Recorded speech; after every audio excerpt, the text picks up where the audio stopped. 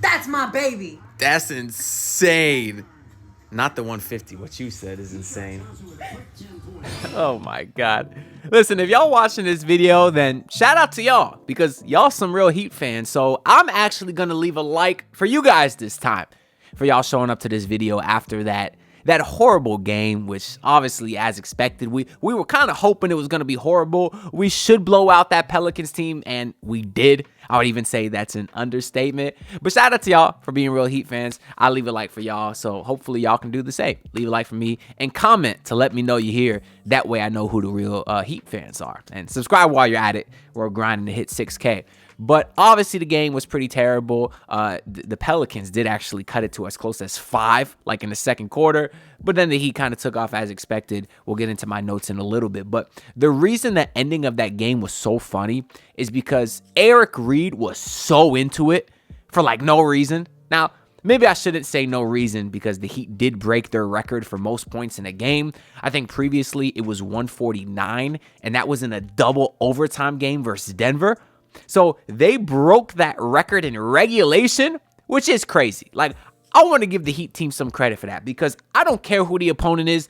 I don't care if the Pelicans were playing 7 AI-generated players. We'll get into their roster in a little bit. But scoring 153 on anybody in the National Basketball Association is insane. That truly is insane.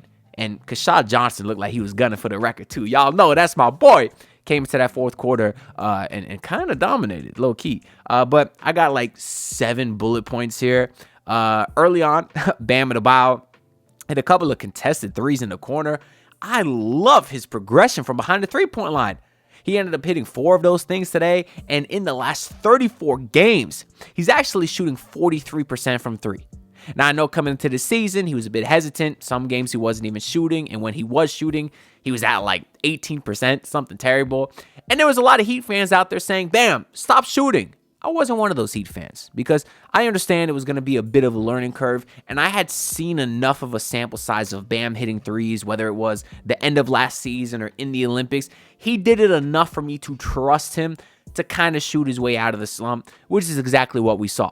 And on top of that, I actually really like his form. I always thought he had a beautiful shot. So I always had the most confidence that he could be a reliable to good to maybe even great three-point shooter in this league. And obviously, as the season progressed, that's kind of where we're at now. Because you talk about the 43% in his last 34 games, that's not a small sample size at all. That's damn near half the season. He's a 43% three-point shooter. And now he's not even shooting just open ones. You know, in the past, he would need someone like...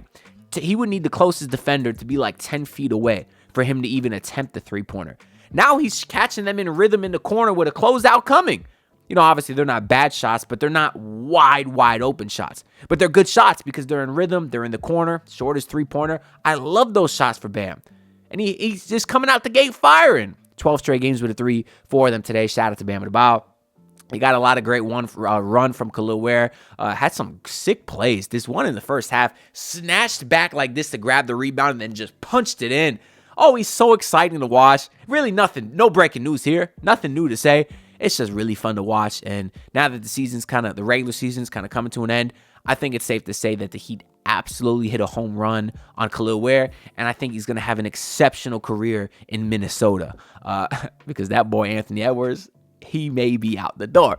I just got a notification before recording that he got his 18th technical this season, and he's going to actually miss the next game, the last game of the season. And the Timberwolves are currently 8th in the West. That all those teams are bunched up. You got the Warriors, you got the Grizzlies, you got the Clippers, you got the Timberwolves. So that kind of sucks. Well, I don't know, from the whole Heat fan perspective thing, just to do some standings talk, because we'll get into some of that later as well. On the Western side of things, obviously we really want the Warriors to be in the play-in because there's the potential that they lose in the play-in, miss the playoffs entirely, and then the Heat get another lottery pick, assuming the Warriors don't win the lottery because their pick is top 10 protected. But if you look right now, the Warriors are currently 6th, but they're tied in the loss column with 7th Memphis and 8th Minnesota. So they could really finish because they're also one back of like Denver and the Clippers. So they could finish anywhere from 4 to 8. That's a big difference. And if Golden State could fall to 7 or 8, maybe they lose in the play-in. Oh, that could be that has the potential to be very, very nice for the Miami Heat. Because, yeah, Memphis is actually up now at the half, and Minnesota's up at the half also. I don't know if Anthony Edwards is out for the rest of the game, though. How does that work? If you get suspended for the next game because of technicals, are you allowed to play the rest of the remaining game? How does that work? Because I don't think he got double text today. I think he just got one. But anyways, from a Heat fan perspective, we want the Warriors to lose so that pick will be higher. But we should also want the Timberwolves to lose, because the more things start to get a little bit messy in Minnesota, the further Anthony Edwards may be out the door and on his way to the Miami Heat. So just something to think about from the standing standpoint. Back to the Heat game today. The Heat took an early lead, up 17. That's when the Pelicans kind of went on a run to cut it to 5, as I mentioned earlier. All of that was led by the Jamal Cain train. Shout out to our boy Jamal Cain, who came in today and looked awesome. Of course, if you remember, he was a guy that was kind of a end-of-the-bench two-way guy for the Heat for a few seasons before they waived him, I think, last year. But he may have found a home in New Orleans because today he had 25 points, 7 rebounds, 3 assists, 4-7 from 3. He was awesome, and it makes me very happy because I know the Heat organization was a big fan of him. I know the guys on the team were very close with him. And me personally, I thought he was a guy that was going to stick around because the Heat were always very slow. They weren't super athletic. You know, we're talking before Khalil Ware, so you didn't even have him. Jamal Cain was the only one they had that could run and jump fast, or run fast and jump high. You know, once Derrick Jones Jr. left. He was a fun watch. And he used that athleticism to be a pretty solid perimeter defender, I think, and a reliable corner three-point shooter. I thought he really fit the mold of a guy who could potentially be a very solid 3-and-D player in the league for a long time. But he never stuck here, went to New Orleans, and obviously things have worked out pretty well for him. I think he hasn't played a ton this year, but he did have a 35-point game earlier this year, I think Eric Reed said. Although Eric Reed was all over the place today, too. He was calling Antonio Reeves, Austin Reeves, like all night. But I can't blame him. We'll get into the Warriors roster in a second here. But shout out to Jamal Cain. I am a fan of him. Nice to see him do some nice things. Now, all right, y'all. We have no idea how much longer this Heat season is going to last. And more likely than not, it's going to end a lot sooner than we all hoped. So let's not sleep on all the great sports that's going on right now, including the Masters, which are back this weekend. And what better way to cash in than with MyBookie? You can do live betting. You could bet outrights. You could bet matchups. You could bet long shot money bombs with MyBookie's money bag. If there's an edge, you'll find it here. And not to mention that this weekend also coincides with UFC 314. So if you're new to MyBookie, I got something that you're definitely going to want to take advantage of. Deposit any amount between $50 and $2,000 and get instantly half matched using my promo code MM50. That's MM50. And by the way, you don't even need to bet to receive it. You just get the bonus cash right away, which is actually really awesome. So if you got a good feeling about Augusta or want to take advantage of a Michael Chandler boost in UFC 314, now is the time to fire. So bet anything, anytime, anywhere, only with MyBookie. Now, let's get back into the video. Going into the Heat game, a lot of Heat fans were wondering why the hell are the Heat even playing anybody? Why the starters playing? Because you're locked into that 10 spot, basically. Don't risk anyone getting hurt. And I kind of looked at it as, okay, this is the dress rehearsal. You give them a half, not a big deal. Then they get to sit out the second half of this game and all of the next game on Sunday, I think it is. Yeah, on Sunday. So that kind of gives you a game and a half rest before going into the play-in. As long as someone doesn't get hurt. And in the first quarter, Bam Adebayo actually tweaked his ankle, which scared the hell out of me. But fortunately, he stayed in the game. So I just kind of wanted to address that. All the Heat fans that were mad the starters were playing, I didn't hate it because I did think they could use one more dress rehearsal, especially with Andrew Wiggins. Maybe Wiggins will get some run on Sunday, but certainly Bam and Tyler, those guys won't. So that will actually be a fun game because we will get 40 minutes of Josh Christopher and Isaiah Stevens and Keshad Johnson. So I am looking forward to that. I'll never forget, like, 10 years ago, the last game of the season versus Philly, where, like, Michael Beasley got, like, 48 minutes. Zoran Dragic played, like, 40 minutes. UD got a ton of minutes. Tyler Johnson. And those guys hooped their ass off. And I think the Heat actually won that game. But a lot of times, those last game of the season, game 82, they're a fun watch because the guys that don't usually get to play get some significant minutes. And I do always enjoy that. But yeah, outside of that, I have no notes in the second half because the Heat pretty much took care of business. They were up 17 at halftime and then just went off in the third quarter. And Keshad Johnson came out in the fourth quarter and had a nasty reverse like slam where he'd kind of rock the cradle, boom, right behind his head. He's an exciting player to watch.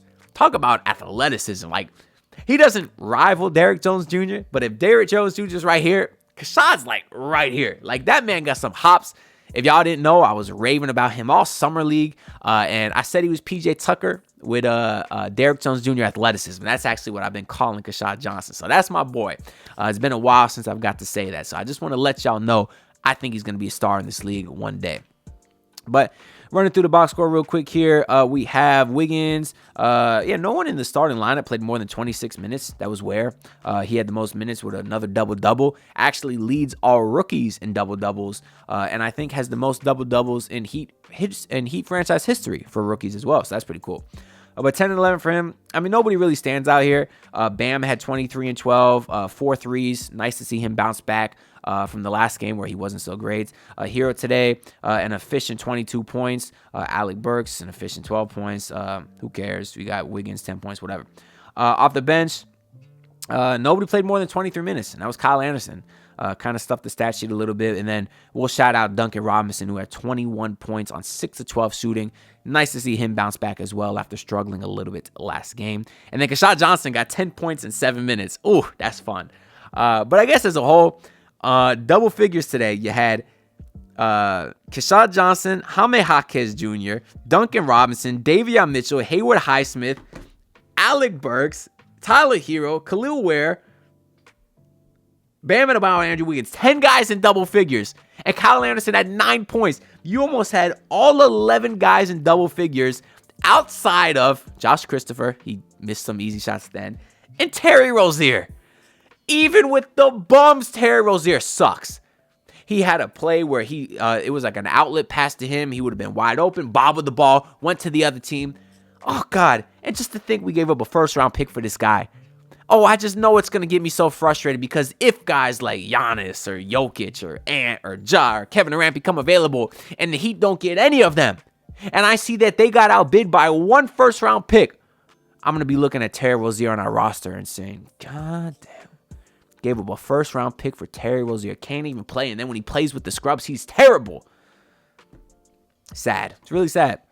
But anyways, on the New Orleans side of things, I want to get into this roster because I consider myself an NBA aficionado, and I barely knew half the roster. And of course, Pelicans, they've had a rough season, a lot of injuries, and I actually I predicted that at the beginning of the season. I had them like finishing like, I don't know, 12th in the East or in the West, and people called me crazy. I was pretty much spot on. Now, the rest of my predictions were actually kind of bad, as my boy Germ on Twitter reminded me, and I will do a video very soon, I guess, reacting to all of my preseason predictions, because I had a lot of them, so I think that'd be pretty fun to do. So we will get to that eventually. But yeah, the Pelicans today, I mean, obviously, they have DeJounte Murray's been hurt all season. You had no CJ McCollum. Gooner boy, Zion Williamson, the real Gooner, he was not there today as well, although he's having an awesome season himself. But yeah, they played some guy named Keon Brooks, not familiar. I do know Jeremiah Robinson Earl from OKC. This guy, Kyler Kelly, 7-footer. He actually played okay today. Never heard of him. Obviously, Elfrid Payton, reliable anytime someone needs a vet to finish the season. He's the guy. Although he did sign a 2-year contract today, actually. So shout out to him. Jose Alvarado, of course, we know Jamal Cain from Miami. Antonio Reeves, I do know because he was pretty great at Kentucky. So I am a fan of his as well.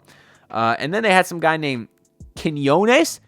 Isn't that legit from What Would You Do? The host of that show. Y'all know that show on cable television or whatever. What Would You Do with Lester Quinones or John Quinones? Y'all know what I'm talking about. I've never heard someone else with that last name. Maybe they're related. And I did see Bruce Brown. That was Bruce Brown in a cowboy hat. Can someone tell me when the hell Bruce Brown got on the Pelicans? Was he in like the Kelly Olynyk trade? Don't they got Kelly Olynyk now? I don't know. I kind of forget. Who else do we got here? Well, obviously Bruce Brown didn't play, but just looking at the rest of their bench, some guy named Carlo Matovic. I don't know. That team sucks. Outside of obviously Yves Missy, who didn't play today, their star rookie as well. But yeah, that's pretty much it from the Pelican side of things. To do some quick standings talk, obviously the only kind of games that affect us, even though it was a long shot that we wouldn't be 10, was the Hawks game and the Bulls game. The Hawks won by 14, but that game wasn't particularly close throughout. And then the Bulls won by like 30 themselves versus the Wizards. So the Heat are locked into the 10 seed. We do play the Wizards ourselves on Sunday. I'm assuming none of the starters we're going to play, except Khalil Ware. You might get some heavy Ware minutes, maybe some Wiggins minutes just to kind of get him in rhythm. But yeah, that'll be the dress rehearsal. And then they'll come out with the playing schedule where the Miami Heat will play the Chicago Bulls again. Sound familiar? Deja vu. Third year in a row, I believe, Heat versus Bulls in the play-in. But yeah, I think that's really all I got to say for this video, I hope. I remember earlier on in this video, I said, we'll talk about it later. I feel like I said that about 6 different things, and I don't even know if we got to them all, but who really cares at this point? Because if you watch this video, you're a real Heat fan. And if you got to the end of this video, then you're just a real Antonardo fan. And I do appreciate that. And if you want to let me know you're an Antonardo fan, go ahead and comment down below. Comment your stat prediction for Isaiah Stevens next game. And whoever's closest, maybe we'll get a shout out next video.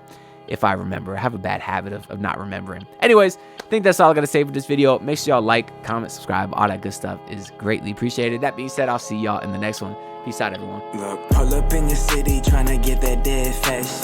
Do it on my own, I don't need no dead weight. Had to kill him off, yeah, I need a head space. You know this homegrown bitch don't offend me.